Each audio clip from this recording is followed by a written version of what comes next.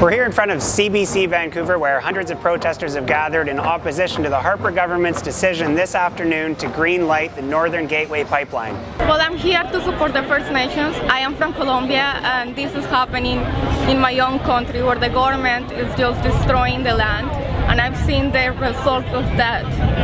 And this is just a way to avoid that happening in this beautiful country.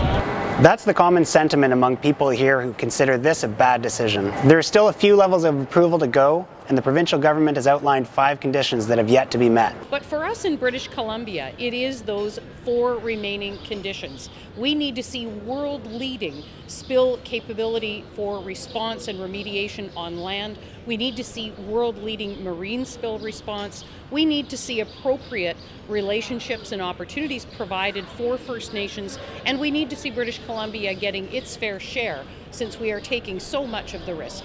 And given the growing sentiment against the Northern Gateway pipeline, we can expect some political fallout. I think the most surprising thing is to watch Stephen Harper throw at least half a dozen of his own caucus members in BC under the bus. It's particularly cold when you think that not only do 2/3 of British Columbia voters oppose this, but a big chunk of Conservative voters have been telling their MPs, please, don't push this thing through. As British Columbians, they were asking their MPs to stand up and raise that with caucus and with cabinet in Ottawa, and clearly failed to persuade Stephen Harper. So I think we're going to wake up after the next federal election and wonder what happened to the Harper majority, and we're going to look back at this day and this decision. Let's go! Hey, hey! Ho, ho!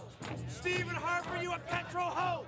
This battle is far from over, with protesters vowing to stop the project in the courts or on the streets. I'm Matt Robinson with the Vancouver Sun.